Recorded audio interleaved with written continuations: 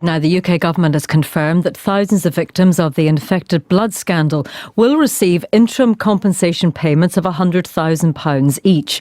That's in line with a recommendation made last month by the chairman of the public inquiry into the supply by the NHS of contaminated blood to patients in the 1970s and 80s. Families welcomed the news but said there were many people like bereaved parents who would miss out. But the Chancellor of the Duchy of Lancaster, Kit Malthouse, stressed the inquiry was ongoing. So what the inquiry said to us was that we should make swift payments to those who are infected and to bereaved partners because they're already registered to a support scheme. And that allows us to make the payments quickly. Wider eligibility is more complicated, and while that will be considered as part of the inquiry, and that inquiry will conclude next year, that we weren't able to make payments quickly to those people for the reasons of complexity now.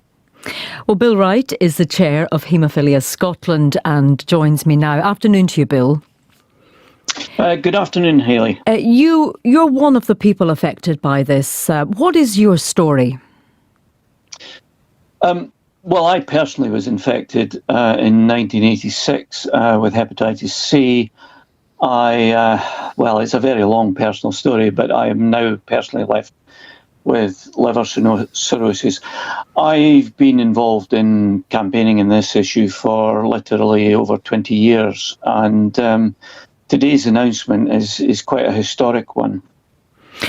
Do you agree with others that it has come very late in the day, too late in the day for some families?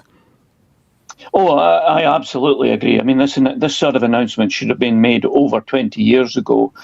And that was, frankly, really because of the persistent obstruction that we had from government in getting public inquiries in order to investigate what went wrong. We're now getting that. But B, actually starting to pay out proper compensation. Today's announcement is historic, and it comes with a welcome, but it's very much a qualified welcome for a number of reasons. And what are those reasons?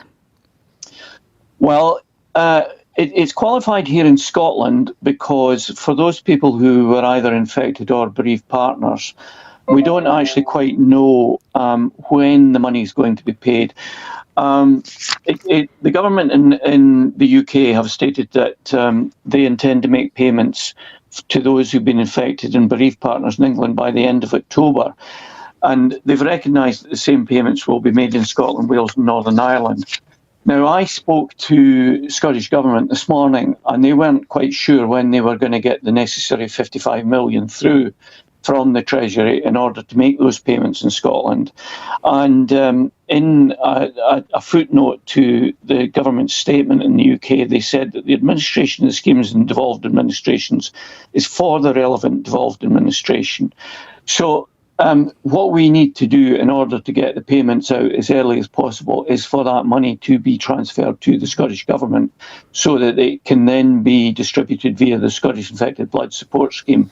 There are other issues to resolve to ensure that tax is not reclaimed by the government on these payments of 100,000, or indeed that benefits are affected. And in Scotland, that will actually involve the Scottish Government having to talk to local councils in order that council tax exemptions are not affected. Yeah, I think they have confirmed that payment will be tax-free and won't affect any financial support like benefits. Yeah, but that will take time, Hayley, and we need to get that work done as soon as possible in order that that's met before the end of October. We don't know when this money is going to come through to the Scottish Government, and that's our biggest anxiety at the moment.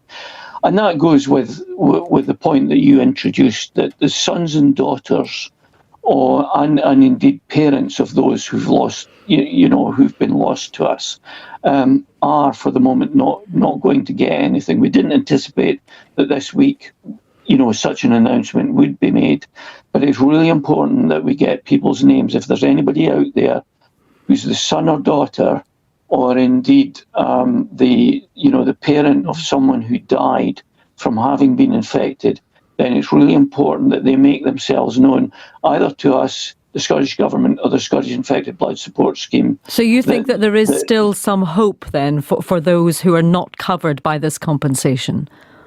Oh yes, absolutely, because Sir Robert Francis, when he conducted the review for the UK government, he recommended that payments were made to sons and daughters and to parents.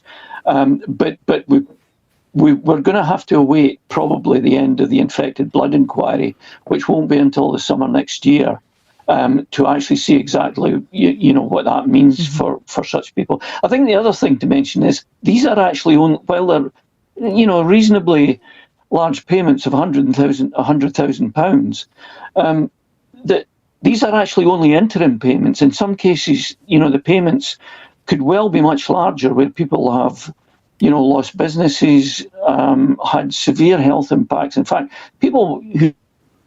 Oh, Bill, are you still with us?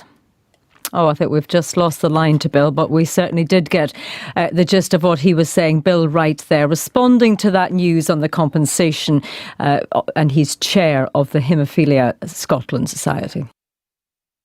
Thousands of victims of the infected blood scandal will receive £100,000 each as an interim compensation payment.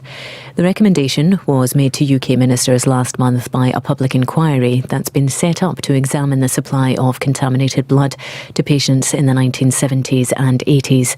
Around 3,000 people in Scotland were infected, but there are concerns many people, such as bereaved families, will miss out. The MP, Dame Diana Johnson, is chairperson of the all-party parliamentary group on hepatitis and contaminated blood. I'm very pleased that the government have announced formally that interim payments will be made for those people who are currently receiving financial support under the support schemes. However, there are many people who will not receive any of the interim payments, particularly parents or children of those who received contaminated blood. So it's a welcome first step. The UK government has announced compensation payments will be paid to victims of the contaminated blood scandal. Thousands of people contracted HIV or hepatitis C in the 1970s and 80s through NHS treatments, including an estimated 3,000 in Scotland. Campaigners say this is a major step forward in recognising the harm caused, but says many will still miss out. Our health correspondent Lisa Summers reports. People with haemophilia or blood disorders were given products infected with contaminated blood to stop clotting. Some just young boys went on to develop AIDS. Other patients who needed blood transfusions were also at risk. In the decades that campaigners have been searching for answers, many have died or developed chronic illnesses. A public inquiry began in 2018. It's been investigating why this happened, the response of the authorities, and whether there was a cover-up. Last month, its chair, Sir Brian Langstaff, said those who already received support payments should be given interim compensation of £100,000. Final recommendations on compensation for a wider group of people are expected when the inquiry concludes next year.